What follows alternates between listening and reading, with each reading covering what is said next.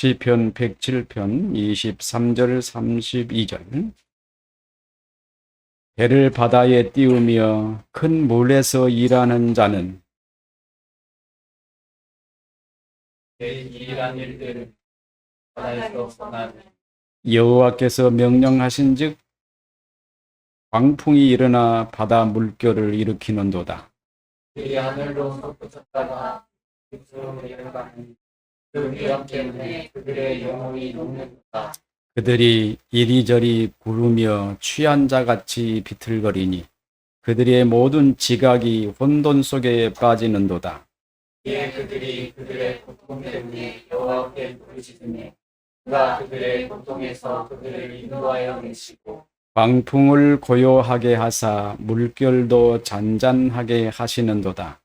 그들이 평온함으로 말미암아 기뻐하는 중에 여호와께서 그들이 바라는 항구로 도와주신다. 여호와께서 인자하심과 인생에게 행하신 기적으로 말미암아 그를 찬송할지로다.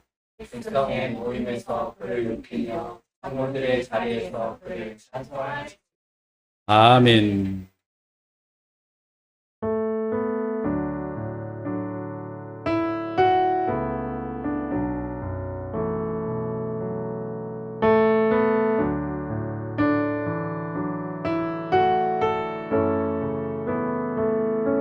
오늘 본문은 아주 간단하게 인생에 대한 답을 제시하고 있습니다. 귀를 기울여 들어보십시오. 사람들은 바다에서 일을 합니다. 때를 맞춰 고기 잡으러 바닷가에 나갔습니다. 저 멀리서부터 바다의 움직임이 심상치 않습니다.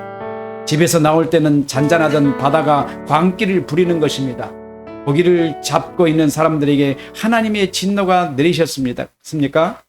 느닷없이 노을이 일어나고 집채보다 더 큰 파도가 해일처럼 밀려오더니 배를 뒤집어 놓을 것처럼 덮쳤습니다. 인생에게 일어난 일을 누가 예측할 수 있습니까? 잔잔하다가도 뒤집어지는 파도가 일어나는 곳이 세상입니다. 왜 이런 일이 일어납니까? 사람들에게는 재앙이지만 자연에게는 아주 필요한 숨쉬는 운동입니다. 왜 이거를 모를까요?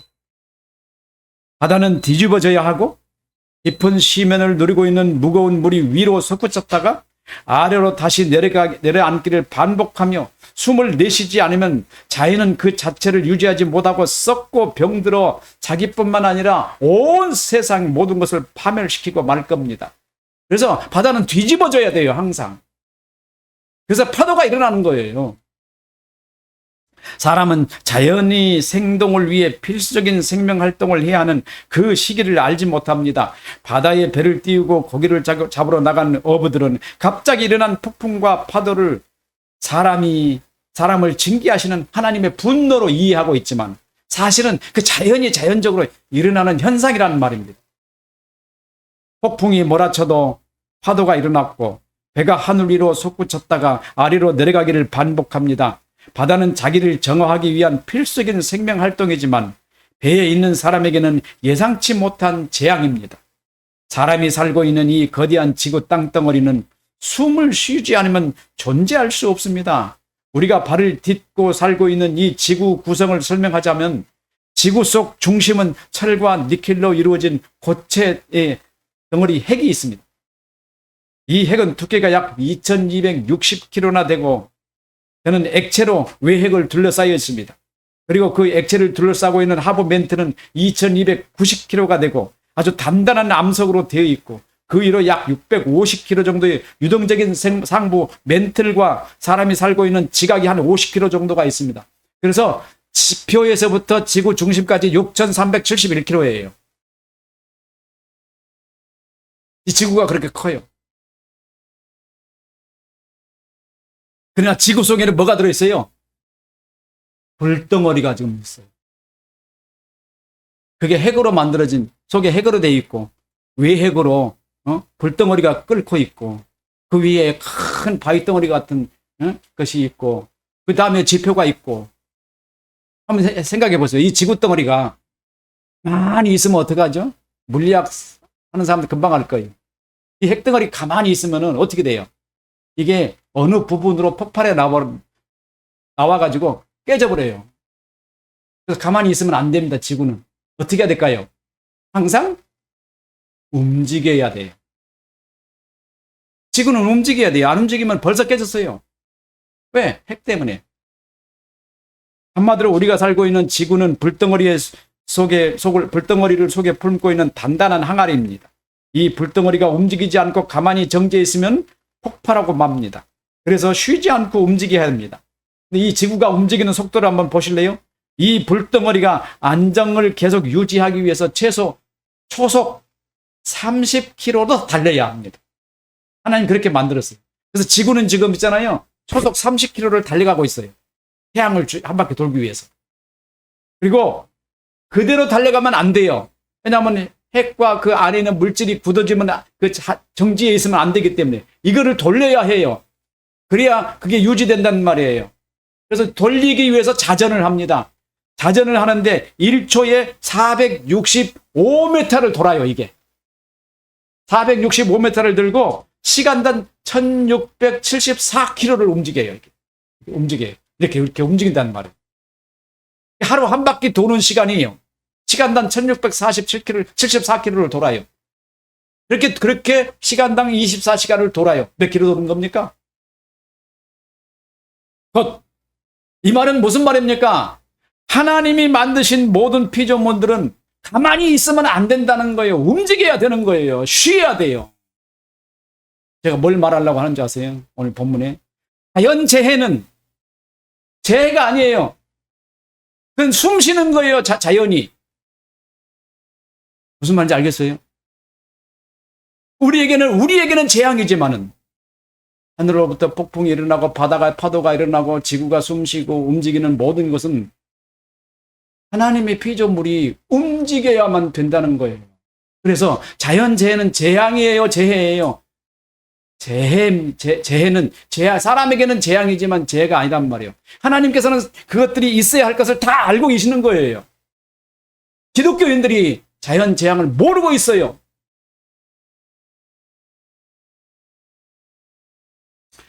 오늘 시편에서 말하는 고기 잡으러 나갔다가 높은 파도에 만나서 죽을 뻔한 사람들에게 임한 파도의 움직임도 이런 영향에 의해서 일어나는 것입니다. 과학적으로 살펴보니 바다가 파도에서 일어나는 것은 물론 물의 온도 때문에 바람이 일어나고 바람에 의해 파도가 생긴 것입니다. 지구의 지각에서 일어나는 각종 재앙들도 역시 지구의 핵의 이동의 영향에 따라 일어나는 하나의 현상으로 볼 수 있습니다.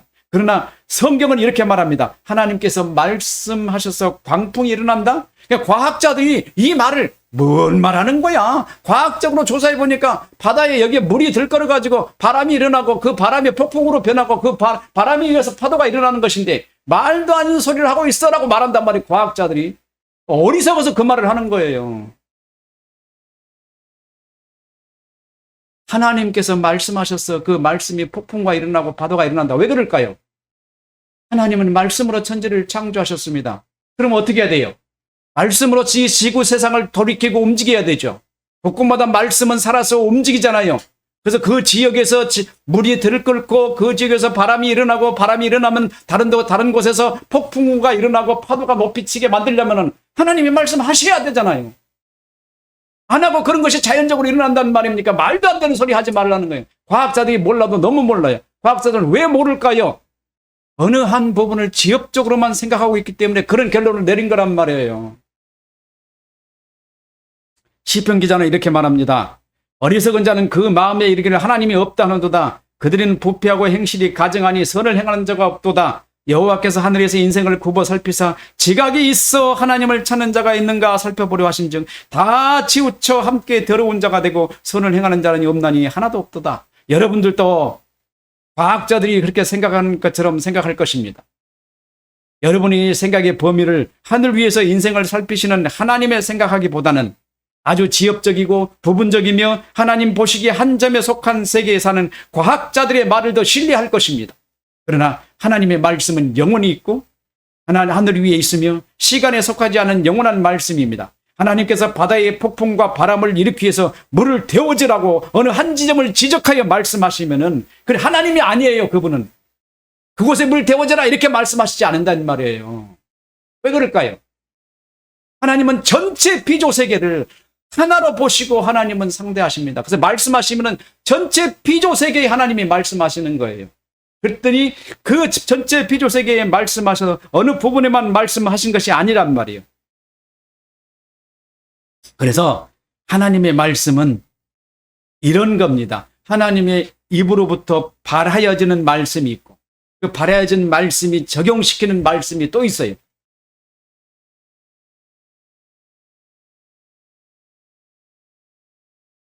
만약 하나님께서 어느 부분에 이 부분에 바닷물이 데워져라 라고 했다고 한번 가정해 봅시다.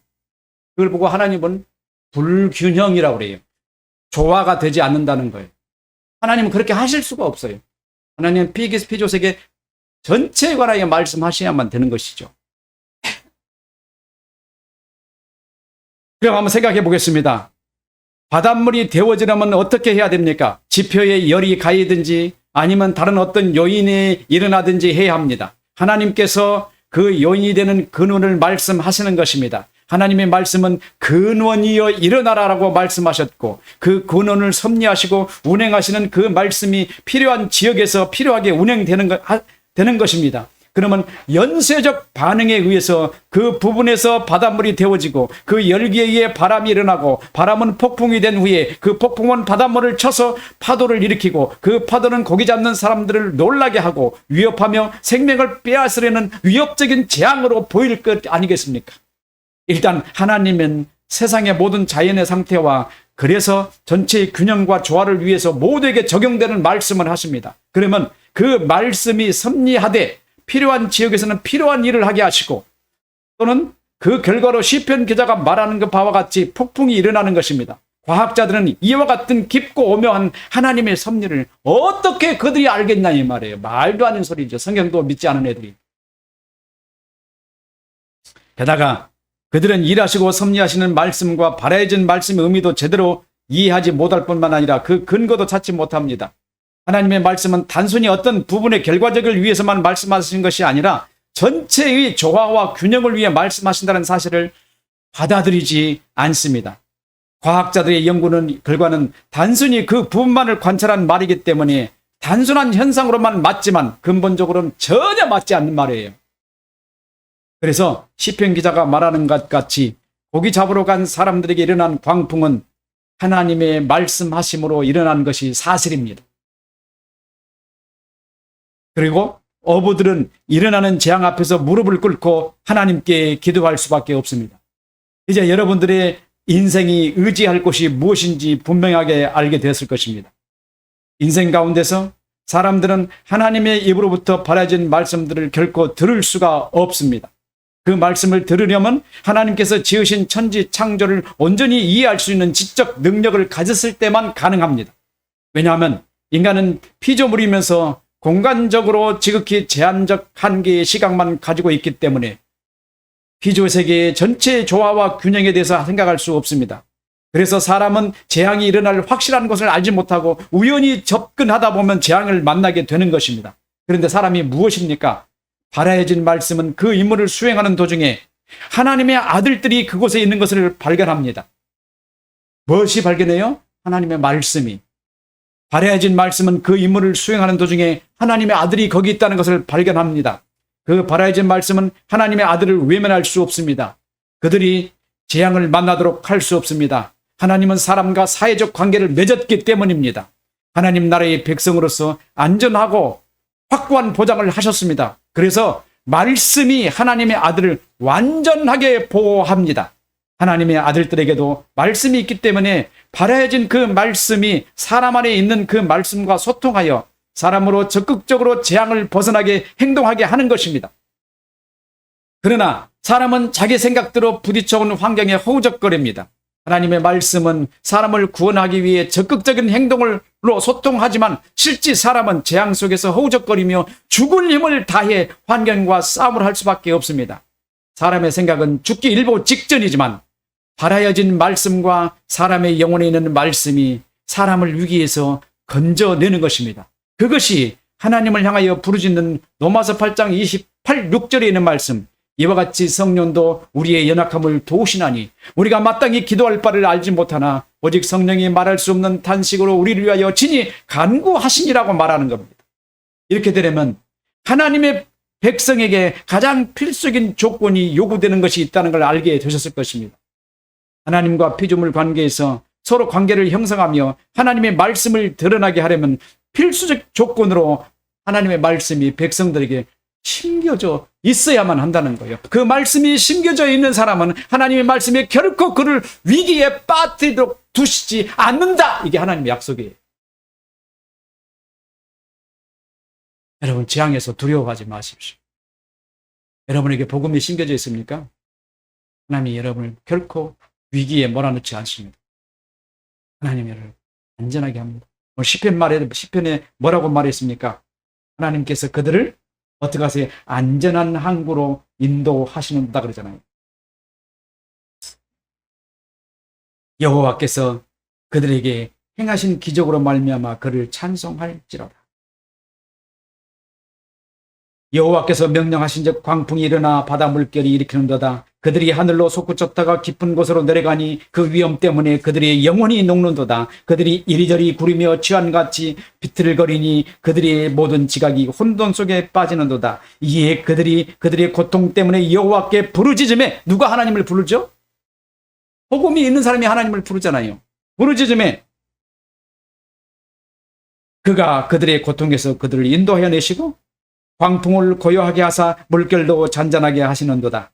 그들이 평온함으로 말미암아 기뻐하는 중에, 구원받은 중에 기뻐하는 중에 여호와 하나님께서 그들이 바라는 항구로 인도하시는도다.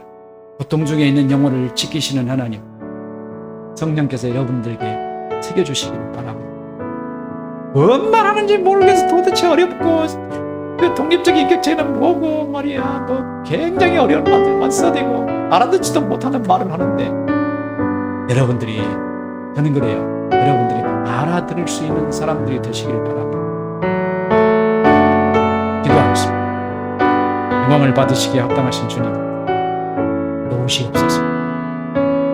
말씀을 우리 지성에 주시옵소서. 그리고 아버지,